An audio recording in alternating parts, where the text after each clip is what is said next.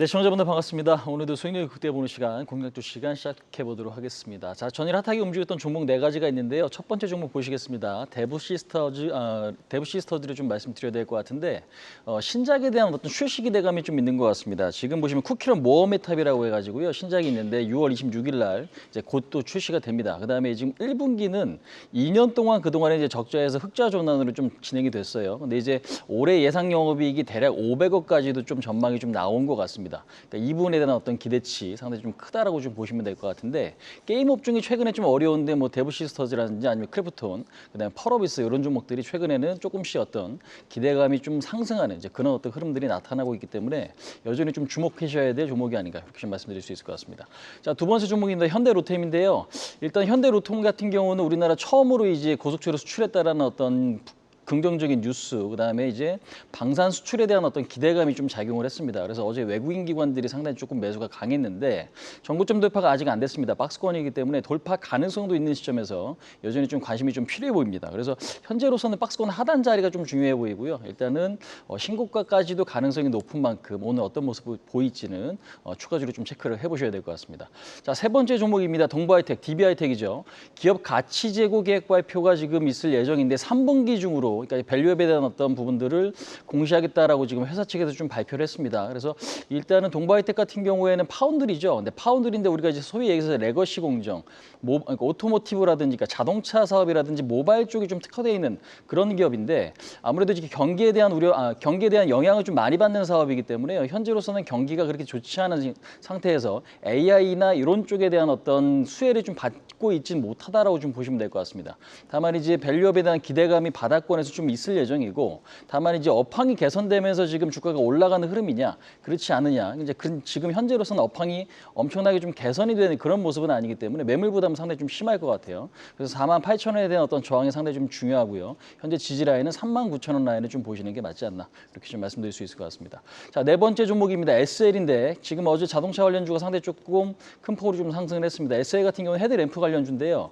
일단은 역사적인 신고가를 좀 경신을 했습니다. 다만 이제 윗자리에서 변동성이 좀 커지고 있는데 현대차 인도법인 IPO에 대한 어떤 기대감이 좀 있는 것 같고요. SL 같은 경우는 인도 쪽에 대한 매출 비중이 대략 한 12%에서 13% 정도 좀 되기 때문에 현대차가 성장하면 같이 성장할 수밖에 없는 구조를 좀 갖고 있기 때문에 이런 어떤 기대감이 있다라고 보시면 될 것 같습니다. 시가총액은 2조 원대고 주가는 여전히 좀 비싼 위치는 아니지만 단기적으로 좀 변동성이 있는 만큼 4만 원에 대한 어떤 지지력 좀 체크를 해보셔야 될 것 같습니다. 자, 두 번째 내용입니다. 공략주 시간인데요. 시간이 좀 많이 없는 관계로 좀 빠르게 좀 진행을 하도록 하겠습니다. 게임 쪽이랑 반도체인데요. 게임 쪽 지금 어게인 중 기대라고 좀 돼 있습니다. 중국 쪽이 지금 미국과 지금 겨룰 정도로 게임 시장이 상당히 좀 큽니다. 근데 이제 중국 쪽에 대한 어떤 진출 기대감이나 신작 기대감이 있는 게임주를 좀 보셔야 될 것 같기 때문에요. 이 부분도 좀 면밀히 좀 보셔야 될 것 같은데 관련주는 뭐가 있는지 한번 좀 보시도록 하겠습니다.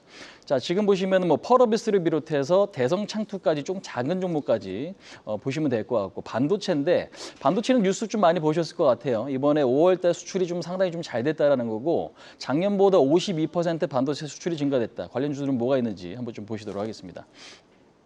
자, 하이닉스를 비롯해서 지금 어떤 원천 기술을 갖고 있는 종목들, 그러니까 결국에는 해당 지금 기술력이 있어가지고 점유율 1위를 좀 차지하고 있는 기업들에 대한 관심이 좀 필요해 보이는 것 같습니다. 자, 그럼 제가 이제 오늘 시청자분들께 소개시켜드릴 종목은 펄어비스를 이야기를 드려보도록 하겠습니다. 펄어비스를 오늘 공략주로 좀 말씀을 좀 드릴 건데요. 일단 펄어비스 같은 경우는 뭐 많이들 아실 겁니다. 근데 이제 현재 실적이 좋아서 제가 말씀을 드리는 건 아니고 실적에 대한 기대치가 별로 없어요. 그러니까 무슨 얘기냐면 2분기도 그렇고 올해도 그렇고 적자를 전망을 하고 있습니다. 근데 적자를 전망하는데 신작이 워낙 좀 대작이 될 가능성이 있기 때문에 이 기대감 요인들이 상당히 좀 크다라는 거죠. 그래서 크래프톤 같은 경우는 실적이 좋아서 움직이는 모습들이 긍정적이지만 동사 같은 경우에는 적자에서 턴어라운드 가능성이 상당히 좀 높다라는 건데 그 턴어라운드 가능성은 25년, 그러니까 내년 정도에 아마 현실화될 가능성이 높은 것 같습니다.